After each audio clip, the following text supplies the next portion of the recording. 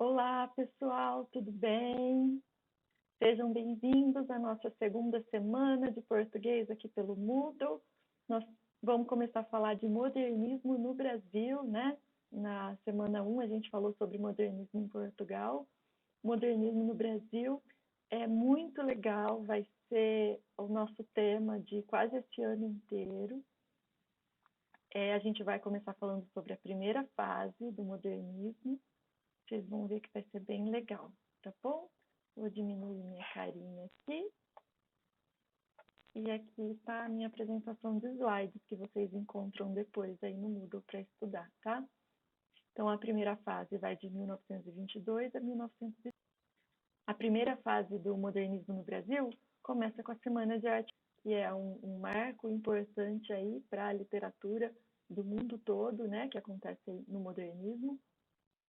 E essa primeira fase, ela é chamada de período de combate ou de fase heróica, né? A gente vai conversar um pouquinho sobre essas características que levam a esse nome. Esse combate, na verdade, é entre os modernistas e os artistas que não concordam com essas ideias inovadoras do modernismo, com essa liberdade de criação artística, com essas novas técnicas na pintura, né, que a gente já conversou, que é o cubismo, o expressionismo, o futurismo. Lembra que das vanguardas europeias, né? Elas também influenciam a arte no Brasil.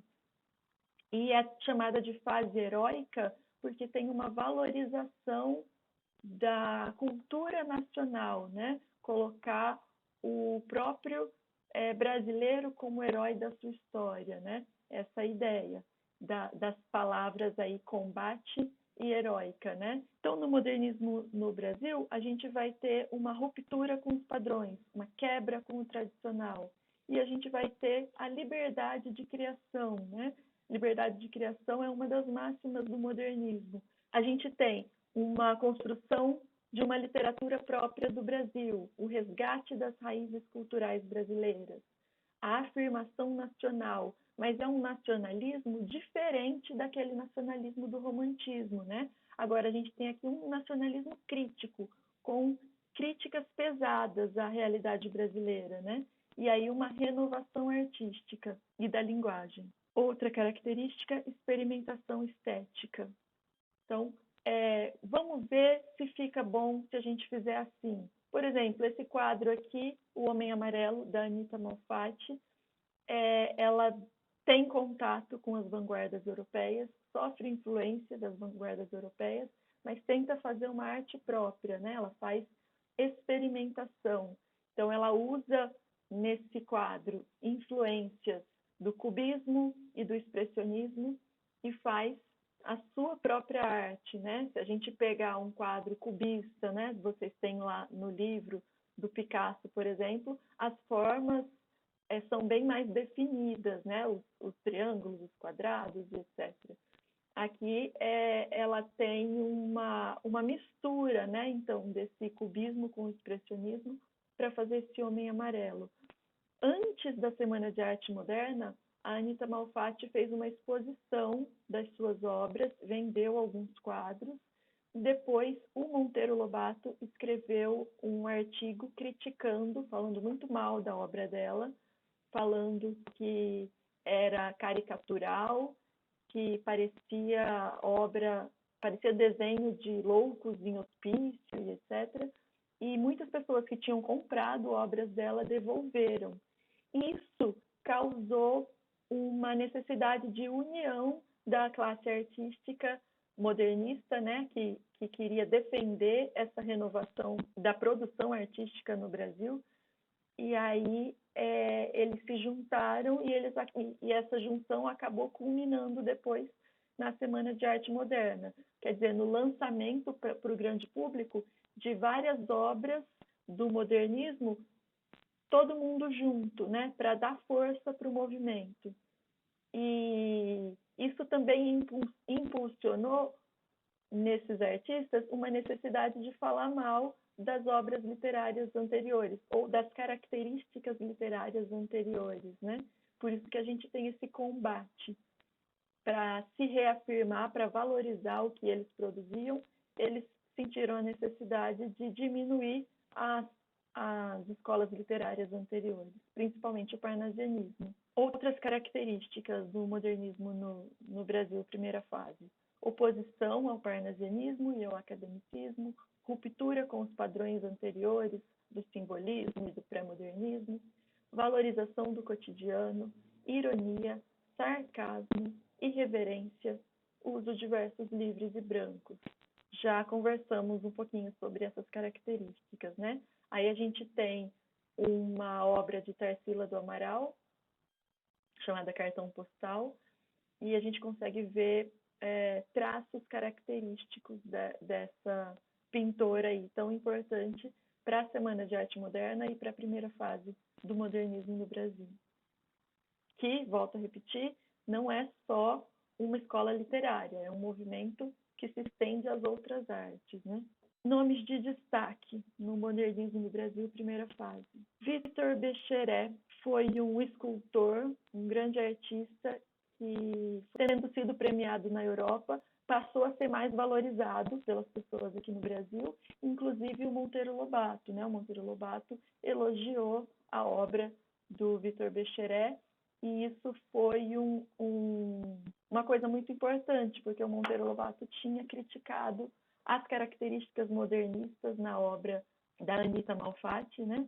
Então foi importante para o movimento o reconhecimento do Monteiro Lobato, e juntamente com isso do grande público. Nós temos o grupo dos 5 de artistas de destaque, né, na Semana de Arte Moderna: Mário de Andrade, Oswald de Andrade, Menotti del Picchia, Tarsila do Amaral e Anita Malfatti. Nós já vimos aí um quadro da Anita Malfatti, O Homem Amarelo. Está aí um outro quadro dela, né? A Estudante Russa. Vimos já um quadro da Tarsila do Amaral e a gente vai ver um outro daqui a pouco no próximo slide. Mário de Andrade e Oswald de Andrade são grandes nomes da literatura brasileira. São nomes de destaque, né? No modernismo, que a gente vai conversar mais sobre eles daqui a pouco, né? Outros nomes de destaque: Manuel Bandeira, que a gente também vai conversar mais sobre ele daqui a pouco, porque ele é um grande nome da literatura brasileira. O Heitor Villa-Lobos é músico, compôs o Trenzinho Caipira, uma música que eu indico para vocês ouvirem, belíssima. Di Cavalcanti, outro pintor, né, também de bastante destaque, né, nessa fase. E nós vamos destacar, nessa primeira fase do modernismo, 3 movimentos ou manifestos e 2 revistas. No movimento Pau-Brasil, que foi lançado pelo Oswald de Andrade, a gente tem uma tentativa de valorizar a simplicidade, a ingenuidade. Na verdade, um movimento de redescoberta do Brasil, né? Pau-Brasil, por quê? Porque o pau-brasil, um elemento próprio do Brasil e muito marcante no período de descobrimento do Brasil pelos portugueses. Então, você tem essa redescoberta com esse movimento pau-brasil durante o modernismo. A gente tem o movimento verde-amarelo, ou Escola da Anta, que escolhe a anta como um símbolo também nacional, né, brasileiro, e importante para a cultura indígena, e que tem a ideia, então, de promover a procedência indígena e valorizar a cultura nacional, né? E a gente tem o movimento antropofágico, que é dos 3 o mais famoso, que traz a ideia da antropofagia, que seria um homem comer outro homem, que também faz parte da cultura indígena aqui do Brasil. Mas aqui a antropofagia é metafórica, né? Não é comer literalmente. A ideia é a gente utilizar a influência europeia, o modernismo que já está acontecendo na Europa e todas essas tendências do futurismo, do cubismo, do expressionismo e etc., digerir isso, como se a gente fosse ingerir, né?